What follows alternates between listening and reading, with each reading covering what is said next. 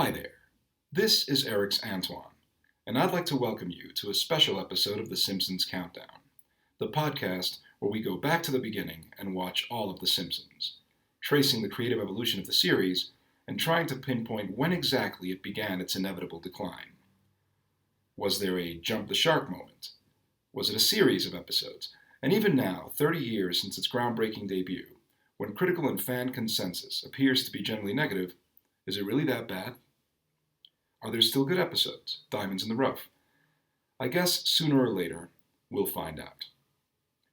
Anyway, usually I have a guest on and we talk about a specific episode, but this week I thought I'd run things a little differently. Because this week, we're looking at the very first Treehouse of Horror episode, which originally aired in the US on October 25th, 1990. The episode is framed around Bart and Lisa sitting in a treehouse on Halloween night and telling each other scary stories. The first is about a haunted house that the Simpsons move into. The second tale involves Kang and Kodos abducting the family. And finally, Lisa tries to scare Bart by reading him Edgar Allan Poe's The Raven. In the end, none of the stories have much of an impact on either of the kids, but Homer, who's been sitting outside eavesdropping, will not be able to sleep. In a sense, it's like getting 3 miniature episodes in one. And it's no wonder the writers tend to look at the Treehouse of Horror episodes as their favorites, since they give them an opportunity to really spread their wings and just have fun with the characters and the world. And so, much in the manner of the episode itself, the following podcast will be divided into 3 segments with 3 different guests. Jason Pollock, Mike Flynn, and Natalia Castro are here with me to talk about each of these wacky stories and a bunch of other tangents. So, without further ado, here we go. El especial de Noche de Brujas de los Simpsons. First up, Bad Dream House, in which the family all move into an old fixer-upper inhabited by a demonic presence. And when that presence fails to scare them away, the house decides to destroy itself, rather than spend a lifetime with the Simpsons. Jason Pollock and I have a bit to say about it and whether or not it's actually scary, and what relationship it has with its influences. That's all of it. Sign here. There you are, my man. And $1 for yourself. $1. I'm glad there's a curse on this place. Huh? The first Treehouse of Horror. Like, I feel like they were really excited that there were some writers who were really excited they were able to go there. You know, they're like, I'm going to unleash every cheesy, hilarious, Halloween horror movie joke ever. Well, that's the thing, right? That they're not obligated to go with any canonical, they can do whatever they want. They can just go nuts, right? Because these are just alternate, they're just stories, right? They can do whatever they want with these. They're inspired by EC Comics, and it gives them a chance to, or Twilight Zone or whatever it is, and it gives them a chance to kind of go nuts and just tell some fun stories. And the first of the stories is Bad Dream House. And if I recall correctly, it's the first, and I think it's the only one that has a framing story. Yeah, I don't think they bother with having the kids tell each other stories or anything like that. Right, yeah, I'm pretty sure it's the first. It's the only one that actually has a framing story. They do that whole thing at the beginning where they have Marge comes out and warns everybody that it's like the old William Castle. Right. Yeah, and it's like that, and that was apparently something that they thought, okay, well, let's do some spin control, because we know we have kids in the audience, whatever. They thought of it on those terms, but when you watch it now, 30 years later, you look at that, and you go, there's nothing there. That's really. I'm pretty sure that Garfield's Halloween special is more scary than, and even then, it was scarier. Definitely, Garfield's 9 Lives is scarier. Oh my God, yes. Well, I mean, I'm trying to remember the actual. I remember the graphic novel of Garfield's 9 Lives, the original book. I thought that was amazing. That was my favorite Garfield book for a while. Sure. Because of all the different art styles that it had. Right. It breaks up the monotony of Jim Davis. Sure. And it had this one story. I remember this one story that was almost all visual. Mm-hmm. And I don't remember the particulars of the story. It was only a couple of pages long, but the art was very vivid and realistic. And it's this old lady and her cat. And then like at the end of it, like the last panel has like the cat like jumping towards the old lady, like with the claws out. And like the old lady's going like, I don't know what she's like, what her word balloon says. But the point is like that image was just so like shocking and vivid. And then they eventually did a TV special of it, and I remember I've only seen the TV special once. I do remember that it was more toned down than what the original graphic novel was. Yeah. Like, can you run me down? Do you remember? Maybe you have a more vivid memory of the TV special. I don't remember all the details, but I remember it being sort of a downer. Like there are moments of it that are like, it's like, did we step into like a side story in Watership Down? Like, why is this so depressing? And like I said, I do remember it being a downer, and I knew what I was getting into because I'd seen the graphic novel before I'd seen the cartoon. I appreciated the artistry of the book, and the cartoon does quite a bit to like mimic the art styles, but I just remember it being a downer a lot of the time. And it's not like the graphic novel itself didn't prepare you for that, but I think it was about seeing it in a medium where it's moving. It became a little more urgent to me, maybe. And I just remember being like really, really bothered by some elements of it. Yeah, no, it was definitely disturbing, and like we said, and I think it predates the Simpsons, the Treehouse of Horror. I think it predates it by a couple of years. I know the graphic novel came like in the mid '80s, and the TV special didn't come out right after. Like it took a few years later, so I'm really not sure. I'd have to look it up so I don't sound like an idiot. So the graphic novel came out in 1984, and the television special came out in 1988. And for them to say it's scary, and like I remember when I was a kid, I used to love the Garfield Halloween special, and that also, the very first time I saw that, I might have been, 9 or whatever, and it had moments that were, for a 9-year-old, a little bit vivid and impactful, let's say, scary.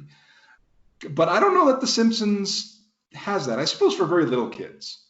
I mean, these are ultimately, they're not really horror stories, they're parodies. So they're like slightly darker than usual humor, but it's ultimately still comedic. It's not.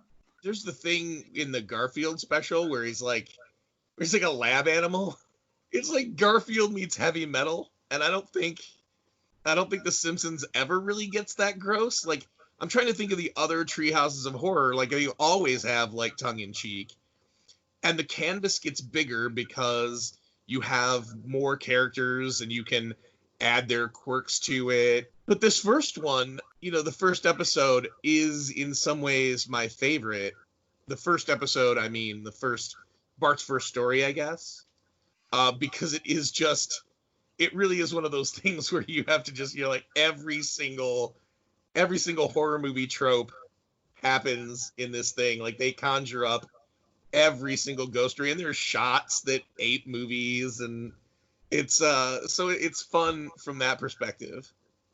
Yeah, well, in Bad Dream House, you're right. There is this one shot of it that because when Homer's walking down the hallway with the axe, that's obviously The Shining. I mean, the way they have like the hallway set up and everything, and the angle, and just like the way it looks, that's obviously right from The Shining. And I could not believe they didn't have him like stub his toe or something so he could limp. I, honest to Christ, don't understand how they like. Yeah, like that's all that was left, and then, but I mean, eventually they would do like a whole thing, which was a parody of The Shining, right? They would do like the whole segment would just be The Shining, but in this particular case, they put little bits and pieces of a whole bunch of stuff. Because again, I mean, I don't know that at this point they knew how long the show would last. Maybe they didn't even know whether they would do another one of these. Like they didn't. It wasn't. Right. None of these things were preordained.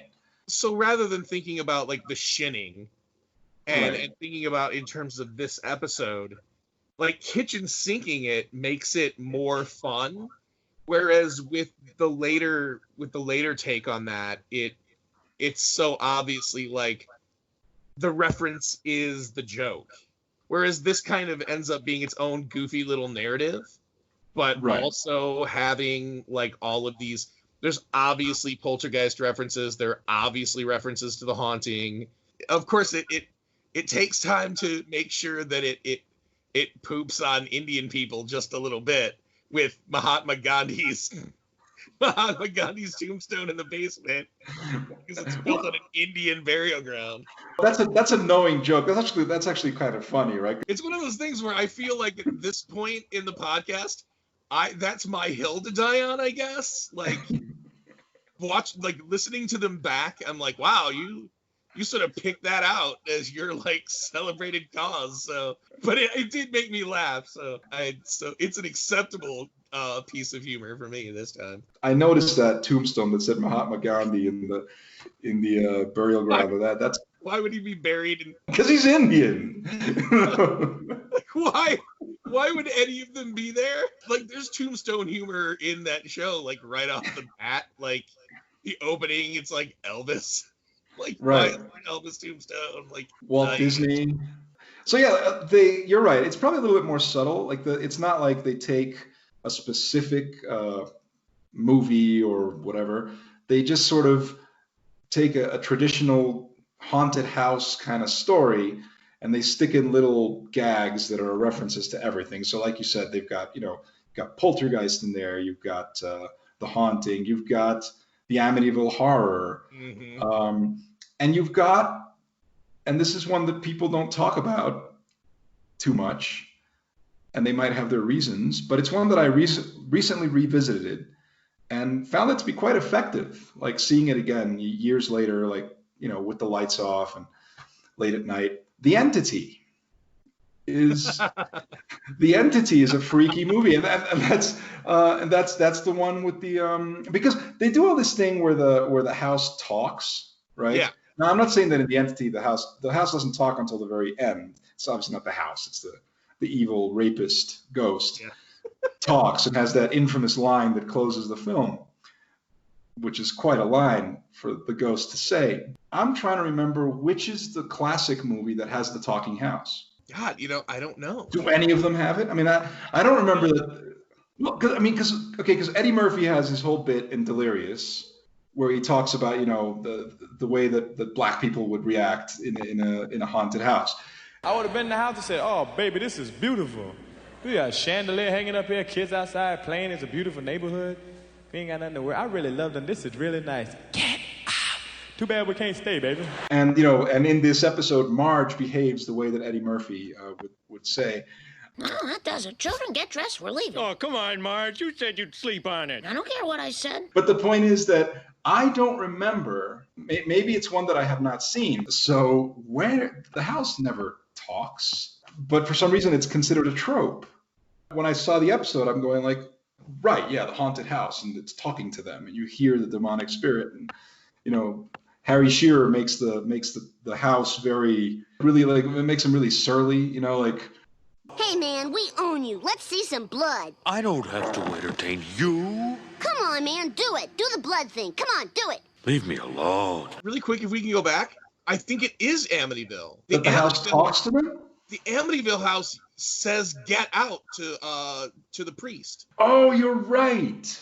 Rod Steiger goes into the house. He gets attacked by bees. Isn't that the whole thing? Flies? Flies. So Rod Steiger gets attacked by flies or whatever it is, and then the house screams at him or something, and he like runs out crying or whatever it is. He runs out overacting because that's what Rod Steiger did in his illustrious career.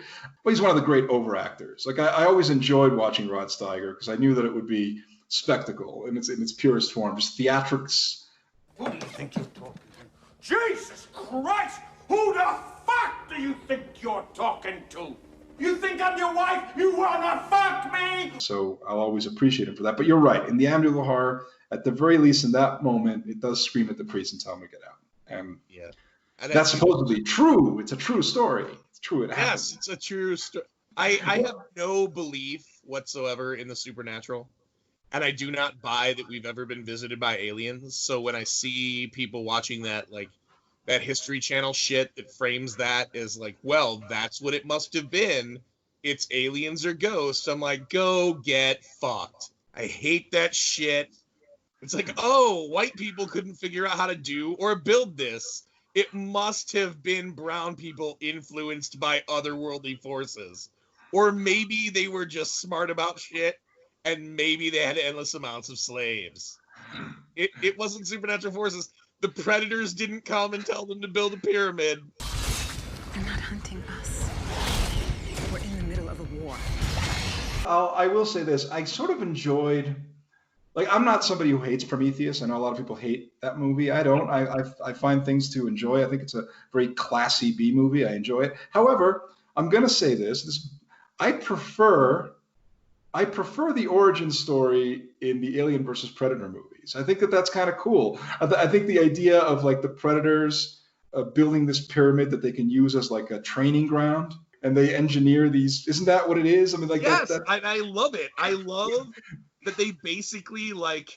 It's like Paul W.S. Anderson watched all of the Leonard Nimoy In Search Of, read Chariots of the Gods, and went, all right, this is what the Predators were up to. And it's like, yes, that's totally cool. But like the History Channel gets that guy with the fucked up hair.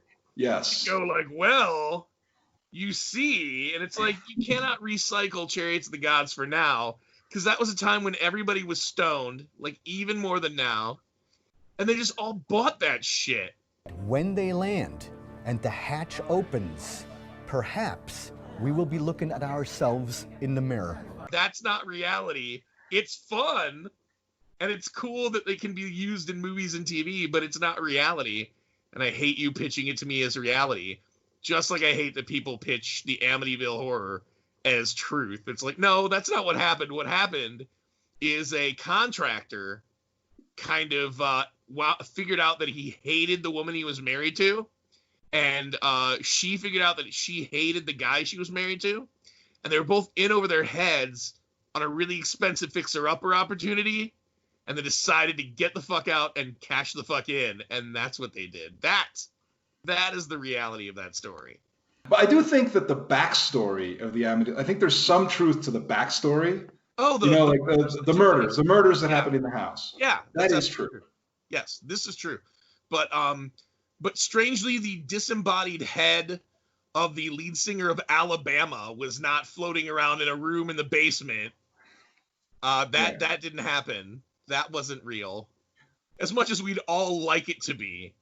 It would be neat though if you went into somebody's basement, you like, you know, broke it, you cracked some of the bricks open, and then like you look inside, and it's like a floating disembodied head. And it's like, giddy up, boom, bop, bop. You can like harmonize with them, and you get them to sing all their classics. Cotton on the roadside, cotton in the ditch. We all picked the cotton, but we never got rich. God, I hate that movie. I hate that movie. I really You don't even find it enjoyable, like on a cheesy, like schlocky, like late night popcorn level. You don't enjoy the Amityville Horror on that level? No, I think it's tedious. I do admit that there's hilarity to be found in James Brolin's performance, like when he grabs his feathered mane and he's like, you know, he like literally he's just like screaming the plot. He's like, I'm being driven insane. It's like, yes, as a matter of fact, in case we hadn't noticed, that's exactly what's going on. But your hair is still great, and I love the beard. I'm coming apart. Oh, mother of God, I'm coming apart. Good score too. I don't remember who did the score for Amityville, but it's got a nice creepy kind of eerie. You know, it's got the whole la la la la la la la la la la la. It has that sort of like Ennio Morricone, like giallo sort of feeling to it, and being very Elfman. It's like, well, yeah, but it's a little bit like that. Like Pet Sematary got a score like that, and I don't know who did the music for Amityville Horror, but it also has like the chanting children, you know, thing. Yeah, always creepy in the horror movie, the chanting children.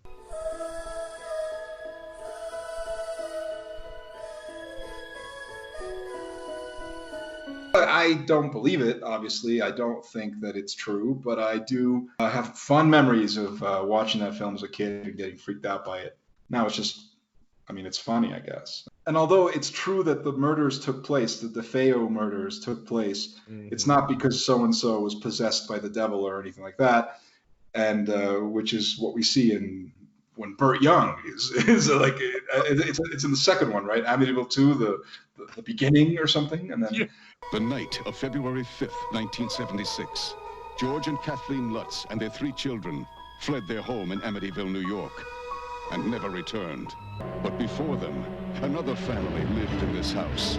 Now, Amityville 2, The Possession. Somehow we're going to analyze the Amityville franchise. Wake me when it gets to It's About Time. Yeah, the 3D one with Meg Ryan. Okay, now I'm going to ask the first question. Is there a supernatural presence in this room? Can it tell us what color panties Lisa's wearing? Up yours, darling. But essentially, this is taking little bits and pieces of that. It has the entity. What do you think of the entity? It's weird that you ask that, because I almost watched it like 3 or 4 days ago, and I was like, yeah, I'm not interested in seeing, Barbara Hershey violated. Barbara Hershey's always seemed kind of like a nice lady. I don't want to see any harm come to Barbara Hershey. That's understandable, and she does a lot of harm comes to her in that film. A fearless performance by her, I will say that. It's a very committed role to take on, I have to say. It was, it must have taken a lot out of her and everything, but it's a very well-made film. But again, it's reportedly based on a true story, which, once again, you go... I remember really stupid, I remember weird things about that movie. Doesn't her physician ask her, hey, did the ghost come in you? He doesn't use those words, but Ron Silver, he uses more scientific terms. Yes, Ron, he slimed me.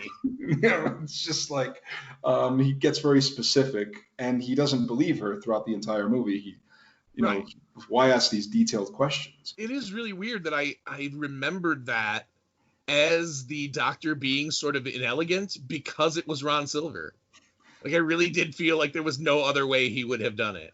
Yeah, well, he has that very Brooklyn, New York, Jewish accent, and just very pronounced. And it's just all his lines. It was distracting to be watching it. And Ron Silver, anytime he says something, you kind of have to quote him, and you kind of have to imitate what he's saying because of that very specific New York Jewish, very specific accent inflection that he has. And so that makes the movie entertaining, on a different level. What the fuck are you doing here? What do you mean? You called me. Left a message with the Senate operator. I didn't leave any message, you fucking idiot. Okay. This is a real mess now. I hope you're happy. This is a real mess. You turned what was going to be a simple, ordinary murder into a bloodbath. I'm still kicking. I must be on Broadway. The Bad Dream House, though, basically one thing about it that's interesting is that, the story, the plot itself is very shallow. Right. They go into the house and it's haunted. It's essentially just a collection of tropes, so they can line up a bunch of gags. And I'll give them some credit, because ultimately this is a half-hour show that has to have 3 stories. Right. It has to be quick. It has to be like a Bugs Bunny. It has to be like a Looney Tunes thing. It's got to be like a 7-minute or 8-minute thing that just sort of works in that time frame and makes sense. And I guess for what it is, they do have it make sense. The whole thing sets up the 2 seconds at the end. Life with the Simpsons. What choice do I have? It chose to destroy itself rather than live with us. A demonic entity feels like the Simpsons are too much to deal with, and the Simpsons are supposed to be sort of a goof on the typical American family. So what you're essentially saying is, typical Americans are just too much to deal with. And I like that headspace. It's something we see now, typical Americans are just too much to deal with. It's you could stay inside and not, potentially kill thousands of people, but no. Yeah, no, you got to go out. You got to go out. You can't. And Costco, tells you that, well, fine, you can shop here, but you got to wear a mask. And then you get all indignant about that. It's right. It's the policy of the store that you need to wear a mask in here. It's the policy of the private business that you are shopping in. The guy at Costco who doesn't want to wear the mask, right? Doesn't want to accept, here's a private business, explaining to them, this is my policy. You got to wear a mask if you want to shop here. Now you feel like you're being discriminated or whatever. Okay, well maybe now you know how a gay couple feels when they go to a bakery and they want to have a cake for their wedding, and the bakery doesn't want to fucking do it. Oh well, I guess it's the baker's policy. You know what? Fair enough. Private business. It's their policy to be assholes. Fair enough. But now, if you can accept that, then you've got to accept this. Yeah, the house would destroy itself, and why wouldn't it? You will die. You will die slowly. Your stomach will swell. Your intestines will writhe and boil. Your eyes will burst. And some horrible stuff, possibly your brains, will start coming out through your nose. And now, Natalia, Castro, and I are going to talk for a bit about Hungry Are the Damned. Easily the best, or at least our mutual favorite segment of the episode. A good, fun, old-fashioned yarn inspired by the Twilight Zone. We talk about the Twilight Zone, and a couple of other things. It's actually based on a Twilight Zone episode. That's right, yes. Yeah, it's called To Serve Man. It can be interpreted in many ways. No, you're absolutely right. Have you seen the episode, by the way? I found it, and I wasn't able to watch it. Okay. Well, I mean, I've seen it. It's one of the classic episodes. It's one of the, it's one of the classic ones primarily because of the twist, of the punchline that it has. But yeah, To Serve Man, you're absolutely right. They take the concept. It's like a parody of it because in To Serve Man, it's about an alien race that comes to Earth, and they are very, they're benefactors. They're being very, very nice to people, and they offer all this new technology, and they make life better for everyone, and then they offer everyone to finally take a trip to their world where they will live in paradise or whatever it is. And then the twist is that, well, there's a book also and the name of the book is To Serve Man. Yeah. Right. And so it's similar to this story in the sense that there's a book. The only difference is that in the Twilight Zone episode, the book is To Serve Man, and they don't know what it is, and they spend the whole episode, which transpires over many months, or maybe it's a couple of years. I mean, I'm not too clear on how long the time frame of the episode is, of the Twilight Zone episode. But yeah, by the end of it, the woman's able to decipher the whole thing, and it turns out to be a cookbook. So right, that's very funny, and it's also a little bit like you go, it's kind of interesting that that verb, serve, would have the same kind of connotation even in the alien language. That's something you have to sort of just take on faith. Mr. Chambers, don't get on that ship. It's a cookbook. I like that part where the Simpsons are wondering why the aliens are speaking English. You speak English? I am actually speaking Rigelian. By an astonishing coincidence, both of our languages are exactly the same. It's the big cliche of science fiction movies and TV shows that all the aliens always speak English. In Star Trek, they explain it away with the concept of the universal translator also, which is like, but it's never very clear how it works on Star Trek. It's not like every alien, everybody they encounter already has that with them. So for whatever reason, they're able to use it. It's like this automatic thing where they can just talk to people. It just works. It is what it is. They basically explain it away with this thing that they never actually bother explaining. There's the universal translator. Like right now, I'm going through Enterprise, which is the prequel series, which I had never seen it before. Until recently, I had never really watched Enterprise, and it's only recently that I sat down and started to watch the whole thing.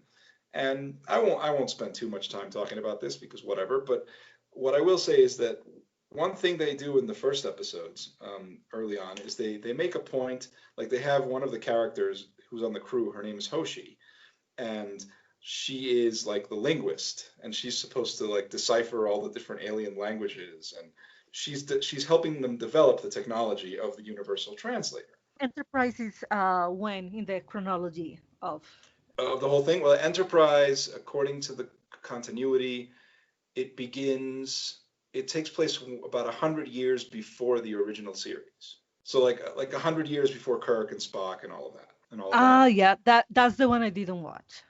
Right. So, well, it's considered like quote unquote the worst, But in any case, but it has that, like in the early episodes, you see that, you go like, oh, they're having trouble with this, like they have this linguist and she's there for that purpose and to learn different languages and to help them develop this universal translator so that they can communicate. But again, it's still this throwaway thing that they don't really bother explaining. It doesn't really make sense as technology, or as it just never really makes sense. And that's why I've never been sure what the deal is. Is it that it's a machine? Is it that when the alien talks, the machine deciphers it? It's never too clear, because then there are scenes that happen later on where Hoshi is there with them, with the other aliens, and she's interpreting. She's serving as an interpreter. And then there's scenes where that doesn't happen and they just speak English to each other. So it doesn't really make sense. It's never been a very clear thing. And I guess whatever, it's the sort of thing where you have to try to find a way to explain it.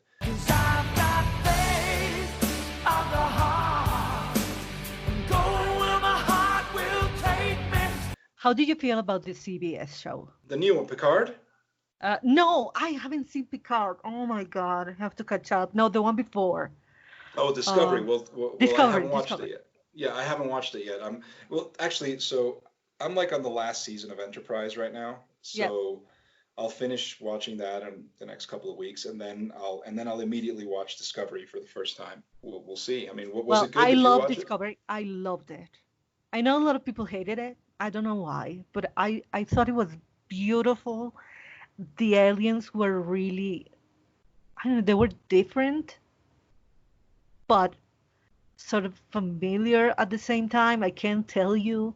There's one particular one that's really cute, but it's super important for the whole show. Yeah, well, I mean, I'm curious because I've heard mixed things. I've heard some people really didn't like it at all, and then there are other people who actually did like it. So, and for instance, you loved it. So I think I'm open. I mean, I'm curious. I was curious when I heard about it, but I just, when it came out, I was already on this personal mission to kind of go through all of Star Trek.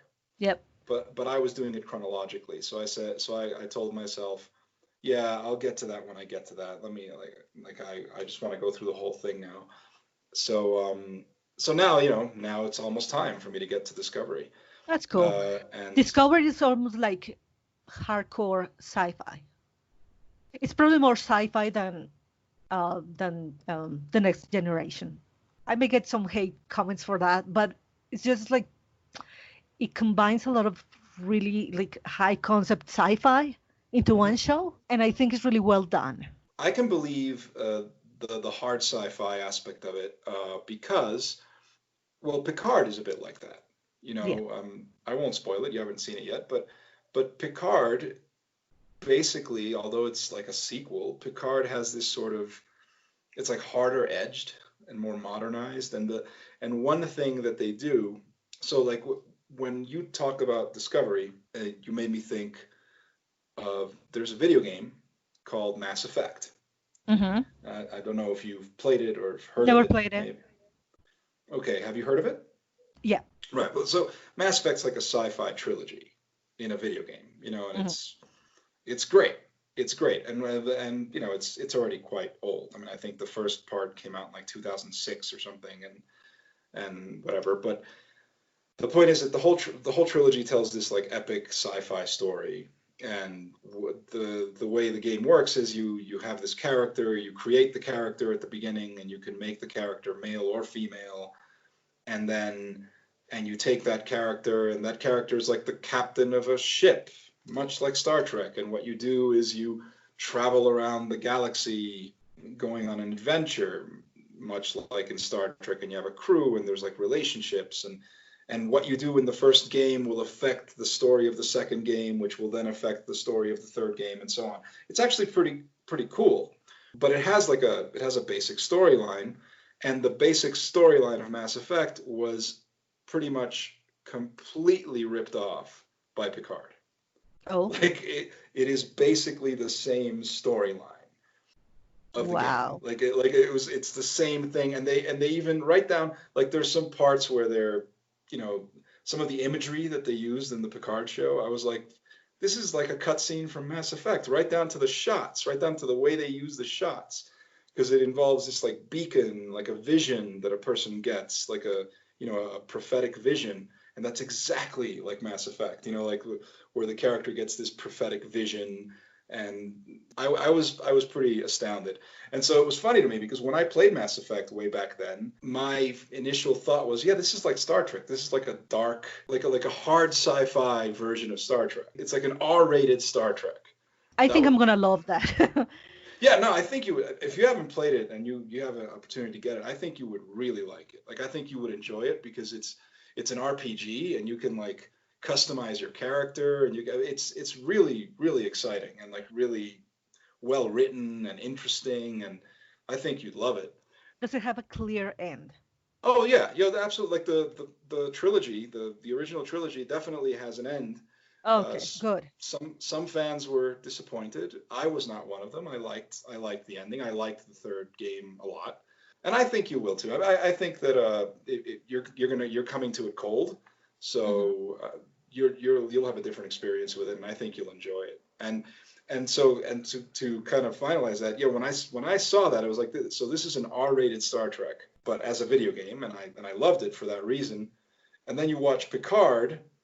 I can't speak to Discovery, but then you watch Picard, which is from the same people who made Discovery, and you have like Picard, which is has a lot of graphic violence, and like basically you have like these characters telling Picard to go fuck himself. Sheer fucking hubris. I will need a small, warp-capable reconnaissance ship with a minimal crew, and shut the fuck up. Some people were like, what is this? And were very, very disappointed with it.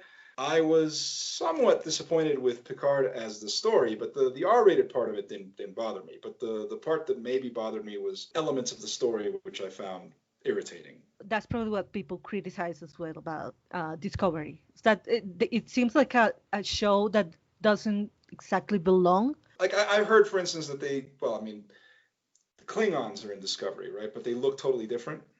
Yeah, they look different. It didn't bother me because the Klingons that they got in the story were very compelling. So right. Who cares about the appearance? I can go along with you there. You know why? Because like those kinds of things don't really bother me. For me, it's about the story. Yeah. The aesthetics of it, I could care less, because you look at the original series from the 1960s, and of course the Klingons look completely different because back then they just didn't think ahead. So it was just a lot of actors in brown face, with Fu Manchu mustaches, but there was no like makeup on them or anything. They didn't look the way they looked later, with the ridges on the forehead and all that spectacular stuff. And it's all part of one big continuity, but nobody really cares. Those things do not bother me. For me, it's ultimately about the story, like aesthetics, whatever. Yeah. You've made me interested in wanting to hurry up with this so that I can watch Discovery as soon as possible. Yeah, and I have to watch Picard. Yeah, you should. How familiar are you with that part of Star Trek, like Next Generation and? I'm a Next Gen lover, basically. I grew up watching it. There you go. Okay, well then you will appreciate it, but it might bother you for some of the same reasons that it bothered me and some other fans. Okay.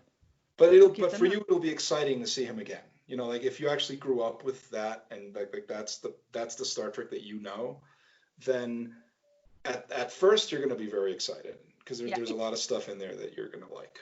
Oh shit, that is not a drone. You guys, this is so fucking cool. It is fucking cool. So sorry. So back to the story here, Hungry Are the Damned. One thing I like about this story is that it plays a little bit like I think of the 3 segments in the episode, I think this is the tightest one. I think this is the best one. Yeah. Because it has it's like a fun story that's really well constructed. Because like the first story is kind of whatever, it's sort of just a collection of gags with like a punchline and that's it. And the third story is just the Raven. But it's like its own thing, and it kind of tells a satisfying, nice little fun story that plays like a farce. It has this quality to it. It was very consistent.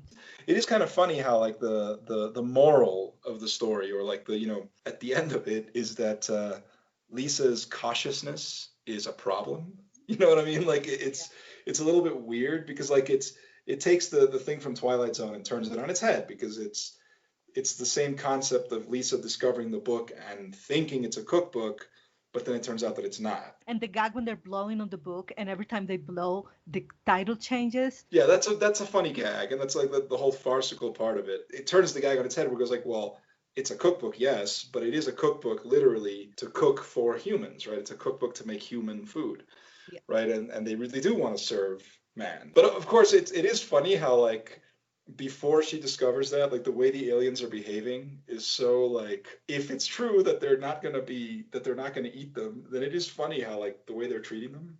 Hey, how come we never see you guys eat? Oh, we wouldn't want to spoil our appetite for the great feast when we land on Rigel 4. Will we be invited? Oh, you'll be at the feast. I have a feeling you'll be the guests of honor.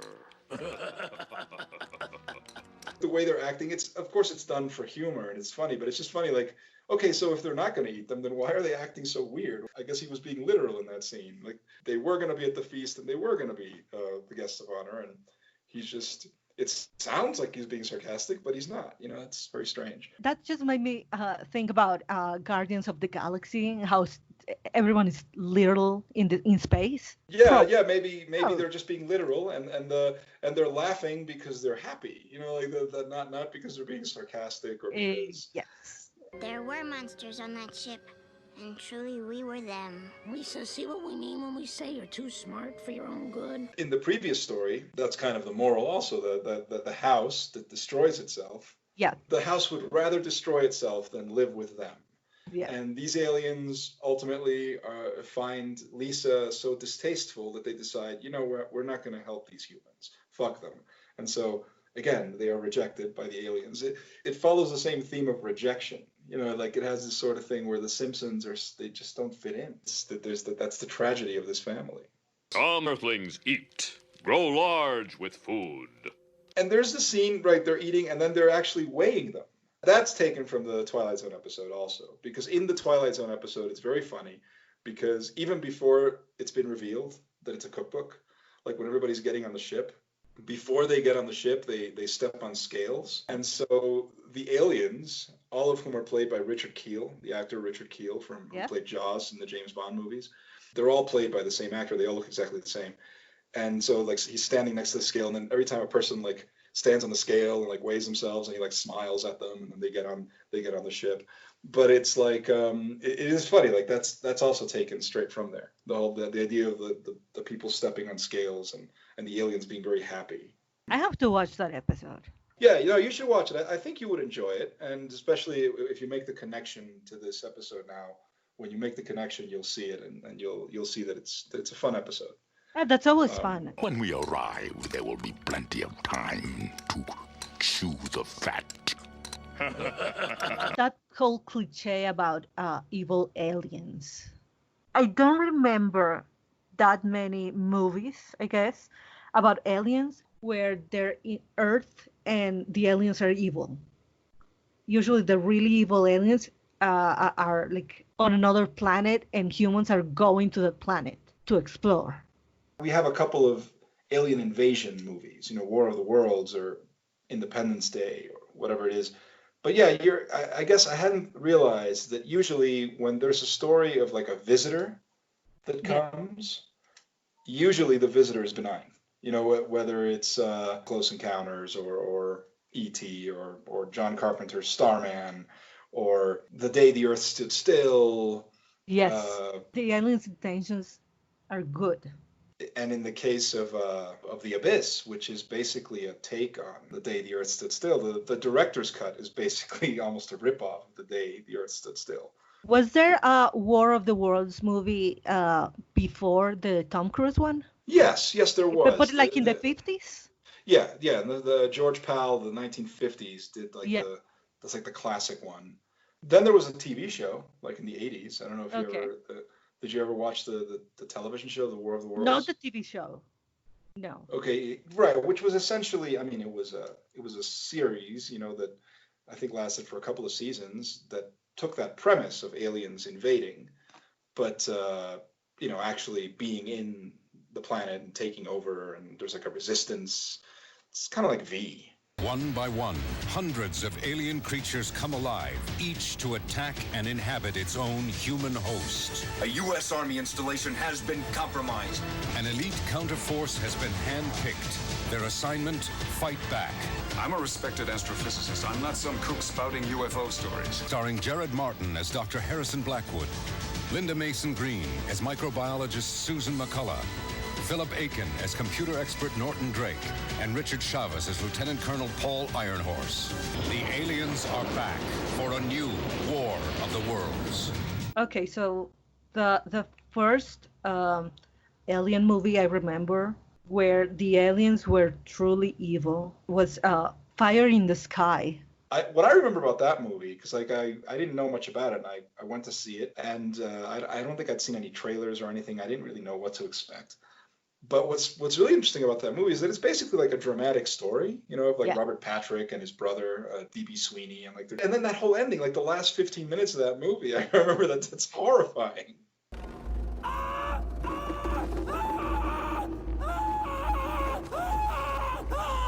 Another good show was Alien Nation. I loved Alien Nation. Alien Nation took the whole concept, you know, they were trying to do an allegory for minorities and whatever else. But it took that whole concept of what if aliens came, you know, as refugees, and they became part of society, just normal members of society. And, you know, there would be good ones and there would be bad ones, but they would just be regular people in a sense, you know. They would have their mafia, just like any group. I've been meaning, like, I wish that were streaming. Like, I'd love to revisit that show. Like, I think that's one of the underrated sci-fi franchises. It was gorgeous. It was so incredibly topical. It would be incredibly topical to stream it right now. Yeah, I mean, I think many of the issues that they touched upon were definitely, there's still things that we can talk about today because it's speaking to society and a modern sociological situation where there is still that tension of tolerance among people, and you know, so I think you're right. It's still topical. It's not dated at all. I mean, science fiction, the best science fiction is allegorical, right? Yeah. So it's always been used in that way. You know, it's always been used to represent humanity's natural fear of the unknown, and that's why usually, even when the aliens are benign, what ends up happening is like we mistreat them, you know, because we don't understand them, because we're afraid of them. There's definitely that, and it's always been that. It's always been that. That was the scene in California's Mojave Desert 5 years ago. Our historic first view of the newcomer's ship. Theirs was a slave ship carrying 250,000 beings bred to adapt and labor in any environment. Actually, here's another thing that, like, I've recently gotten into it because I never really watched it, and then I saw that it was on Prime, and I started watching it, and I can't get enough of it now, is The Outer Limits. And in their case, usually the alien presence is not benign. You know, it's usually something frightening. But it's not always aliens. In fact, it usually isn't aliens. It's usually something else. It is like science fiction or a weird concept. Like an episode I saw the other night is called Z, like several Z's. And what it is that, like, inexplicably, a queen bee takes human form. Mm-hmm. That's basically what happens. A queen bee takes human form and then is, like, in the home of a scientist. But she basically becomes his assistant and lives in his home. And her mission is to seduce him and mate with him. And that's what she wants to like take whatever aspects of him can make her kind stronger. So it's that sort of thing where, again, it's not about an alien. I mean, it's a bee that takes human form, and they don't even tell you how or why, like how that happens. It just happens.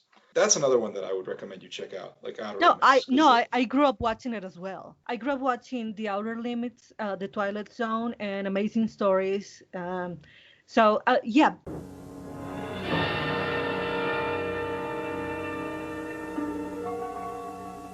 There is nothing wrong with your television set. Do not attempt to adjust the picture. Well, I mean, so if you grew up watching that stuff, you know, you grew up watching Twilight Zone and Outer Limits and Amazing Stories, and so obviously there must be a special appeal that the Simpsons Halloween specials have for you. Those were my episodes. I love those. more than the regular episodes. They just had a little more. Like I said at the start of this conversation, I mean, it gives the writers an opportunity to explore different things and tell really interesting stories. And I'm pretty sure that even as the show started its decline, I'm pretty sure that the Halloween episodes were still highlights. Yeah. Because of that, because they can be so creative and they can just tell crazy stories. So they have an opportunity to just have fun with those. We offered you paradise. You would have experienced emotions 100 times greater than what you call love, and 1,000 times greater than what you call fun. But now, because of your distrustful nature, that can never be. For a superior race, they really rub it in. Finally, Mike Drew Flynn is here. We're going to briefly discuss the closing segment, a surprisingly faithful adaptation of Edgar Allan Poe's The Raven. Arguably, this is the most faithful adaptation of the poem ever put to film. However esoteric and pretentious the final result. Eagerly I wished the morrow. Vainly I had sought to borrow from my books surcease of sorrow. Sorrow for the lost Lenore. Oh, Lenore. So, one of my best memories of The Simpsons was, I knew that Treehouse of Horror was a thing every year. I knew that they had done the Child's Play parody and the Bram Stoker's Dracula parody. I knew that as a kid. I think I had heard something about The Shining, and even though it wasn't until later in life that I realized that was probably one of the most fucking brilliant movie parodies in anything I've ever seen in my life. Anyway, I remember when it went into syndication in the mid-90s, one day the first Treehouse of Horror came on, and I only saw The Raven. I didn't see anything else before that. And I thought it was funny that Bart was a bird annoying Homer, and I didn't really know that The Raven was a poem at the time. And then Q97, early in the year, that's when Fox first put out The Simpsons on VHS, and you could buy it. And I got like a 3-pack of the tapes at Walmart or something when I was staying at my grandparents' place with my allowance. I used to have that. I used to have those 3-packs. Yeah, I only had the ones that were like the season 1 stuff. But I had the tape that had Treehouse of Horror on it. I remember watching it. I got it at that Walmart, and I got it. I watched it. And that was where I realized was James Earl Jones the voice in that segment.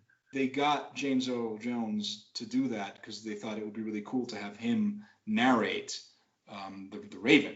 Once he was there, they just figured, why don't we take advantage and give him a little cameo? Because the Raven is the big centerpiece thing, and he basically, he narrates the whole thing.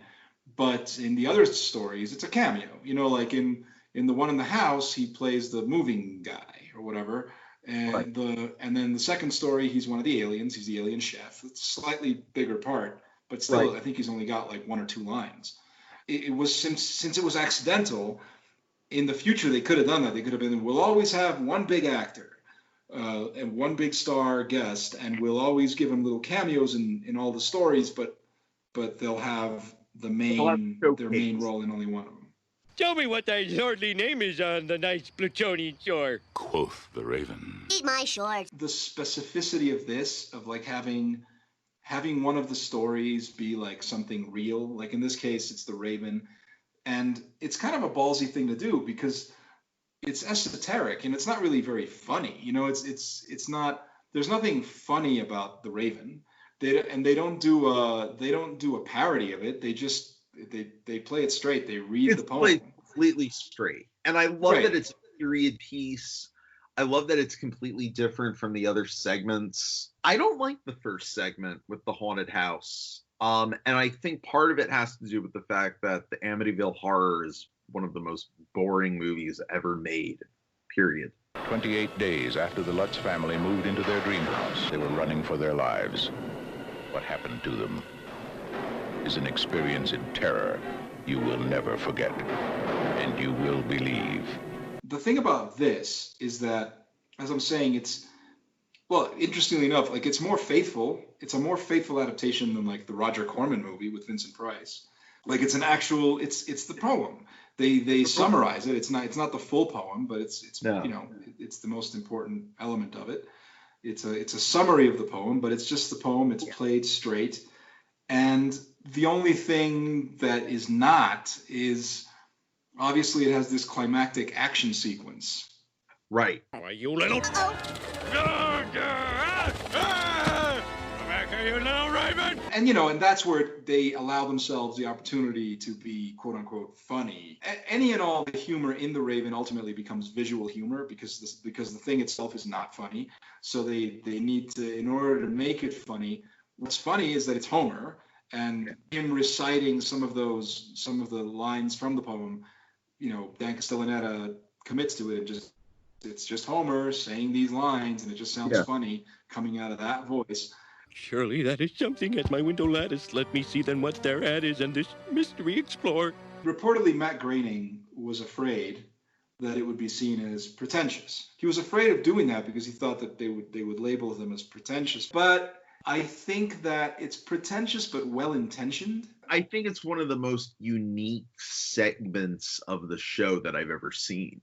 Even though The Simpsons is a consistently great show in the seasons where it was great, there's not a lot of episodes in terms of per capita that fuck with the format.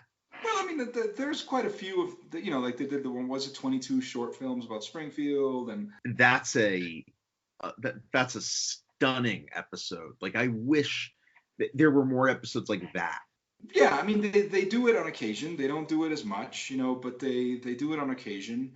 And then, and when they do it, when they most do it is in the Halloween episodes. Like in the Halloween episodes, in the Treehouse of Horror episodes, that's where they give themselves license to be experimental and try new things. You have they do this whole thing where they try like 3D animation, or they do like Legos or whatever. Like, I think that's why it's the favorites. It's the favorite of the writers and because they can play around. They don't need to follow any kind of formula.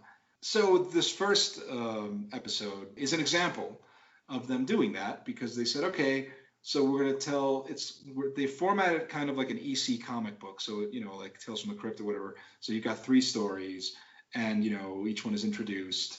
And they must have said, and it'll be cool if one of those stories can be like a serious story, like our adaptation of a literary classic.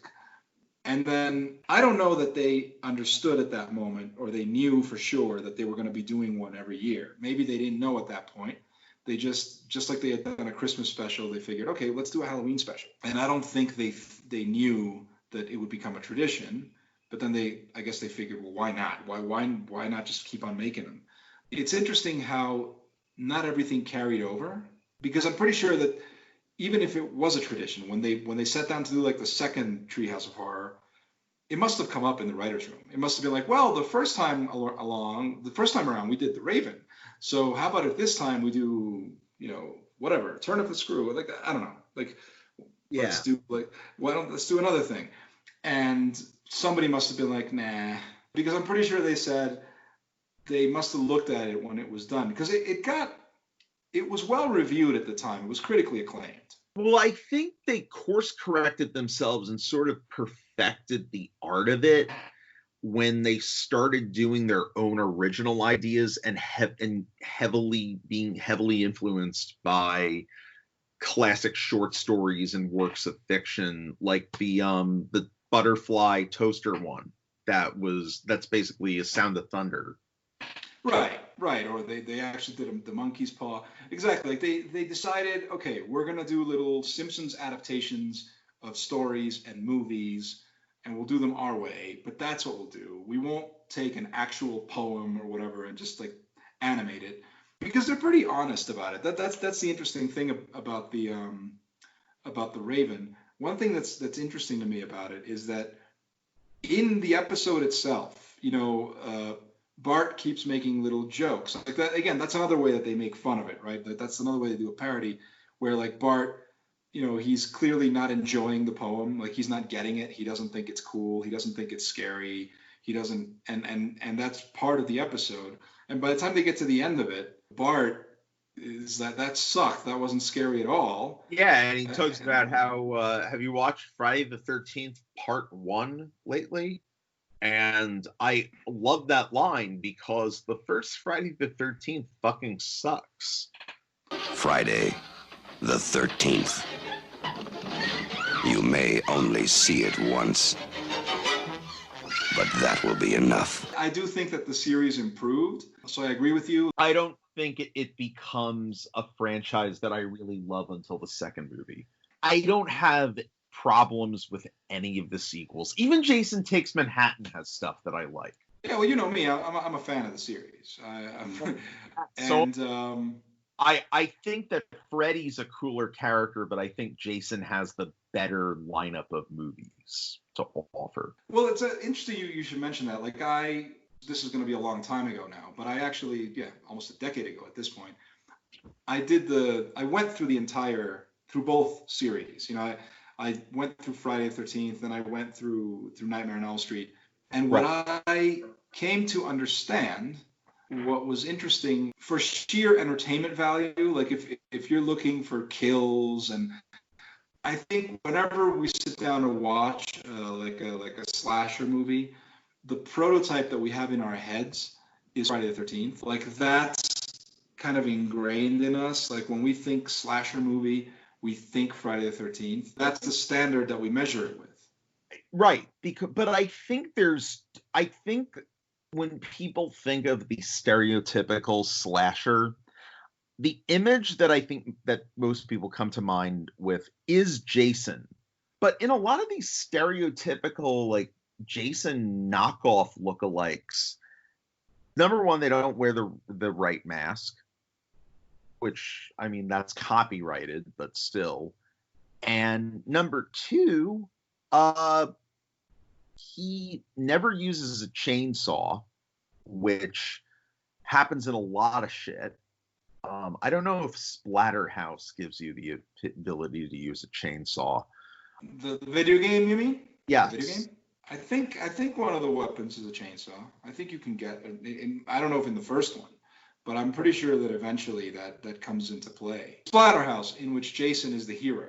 They say he stalks the old haunted mansion. He's looking for his girlfriend. They say his only weapon against the maggot-eating ghouls who took her is a 2x4. Friday the 13th is the entertaining one. But I think that there's at least one or two movies in the Nightmare on Elm Street franchise that are better than any of the Jason movies. Yeah, well, for me, it breaks down like this. This is how it breaks down for me. It's like, of the two, like if we want to look at it from an artistic perspective, the Nightmare series it's more imaginative, it's more sophisticated in its storytelling. The mythology is more elaborate. It's not just a series of gory killings. Like there's something going on. Whether we want to say that it gets totally twisted until it makes no sense, that's one thing. But the Nightmare on Elm Street series is more sophisticated in basically, as films, they are artistically superior. That is undeniable. But the Friday the 13th series is more, it satisfies the appetite of what you're looking for when you're looking for that kind of movie. I wouldn't call any of them particularly great from a filmmaking standpoint, honestly, or even particularly good, I should say. I have a particular fondness for 5 and 6. Part 5 has probably the most beautiful women in any of the movies. And it leads to some of the most upsetting deaths of the franchise. However, it's a movie that features an action movie climax. Yeah, well, actually, interesting you should mention that. One thing that I remember when I watched 5 with a friend of mine years ago, right? And we were sort of marveling at how it had elements, like all these weird elements. It's a slasher movie, basically, but it had all these strange elements. You know, it was like... So it has like the teen angst thing, you know, it has like the teen angst drama because it's a psychological drama that takes place in the mental hospital. And then it has like It has action because, you know, like as you brought up, it has like the action climax, but it also has like this fight scene. It has like this moment in which the grown-up Tommy like performs martial arts. So it has like fights. It has romance and sensuality because of, as you pointed out, the beautiful women and you know, it has some you know, more elaborate sexuality than maybe some of the other films. It has humor, it has comedy because, you know, all of them do. And then it has a musical number. It has music. It has that whole thing with the couple, with the guys in the outhouse, and his girlfriend comes out to like see him there, and they sing to each other. So it has music. Hey, baby. Hey, baby. Ooh, baby. Ooh, baby. Ooh, baby. So we were thinking, was this directed by a Bollywood filmmaker? Because it's practically a Bollywood movie. It has all these elements. Like, surprisingly, it's not 2.5 hours long.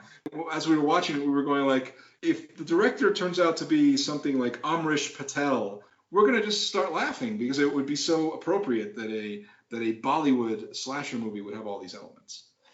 Friday the 13th Part 5 is a movie that shouldn't exist, but it's kind of brilliant and knowing. And I think that Jason Lives, the reason that that's my favorite is, number one, it's the only entry where you get to see Crystal Lake as a functional summer camp.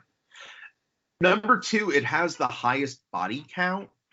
And because it's 86 minutes, somebody dies every 3 to 5 minutes.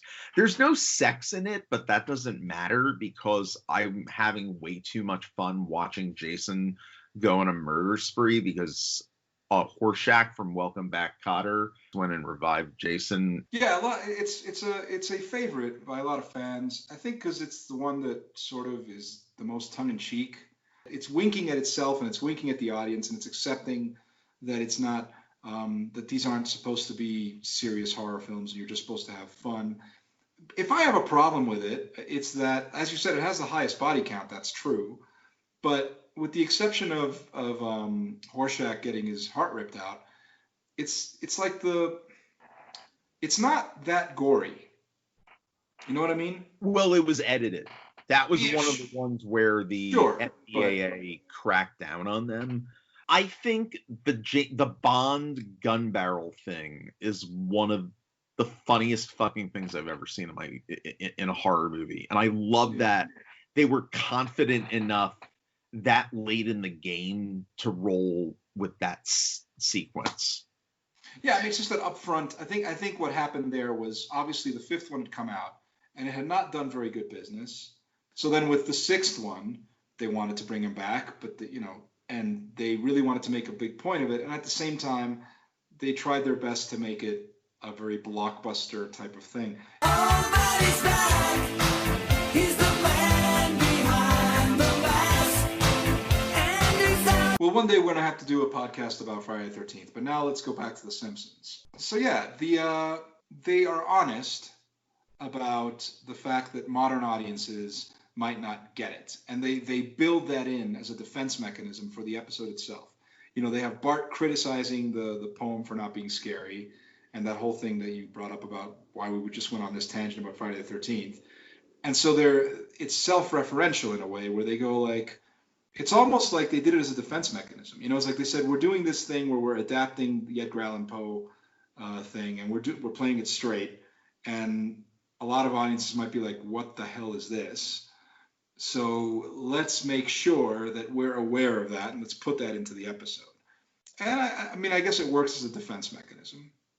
But it's a good start to the trend. Yes, it's ground zero for what we were talking about before about how they say, okay, we're going to put our own spin on things, whether it's literature or whether it's movies. We're going to, from now on, we're going to put our own spin on something, and we'll do it every year. We'll come up with 3 of these, and we'll have fun.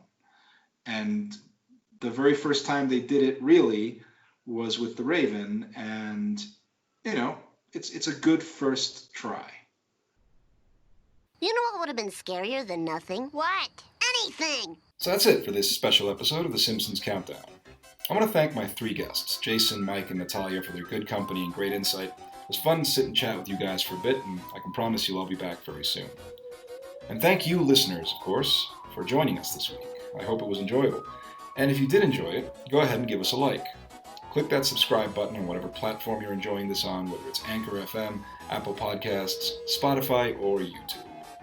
In fact, if you are on YouTube, and even if you aren't, you might want to subscribe to my channel, the Erix Antoine Network, because there will be more episodes of this podcast coming on a weekly basis, but also, I have some other interesting treats in the works that you might enjoy. Giving a review or even just a positive star rating helps boost the show's profile, so thanks in advance for that. Thank you also for sharing this with all your friends on social media and helping get the word out. Every little bit helps and I appreciate it. I'm Erix Antoine, and next week I'll be joined by my excellent Canadian friend Dan Lebowski. We'll be discussing The Simpsons' first real political satire, 2 cars in every garage, 3 eyes on every fish. It's a great episode and the talk will be just as fun, so I hope you'll join us. Until then, stay safe out there, because whether your area is opening up or not, we're not quite through this thing. And we need everyone to do their part keeping themselves and everyone else healthy. And we'll get through this in due time. See you next week.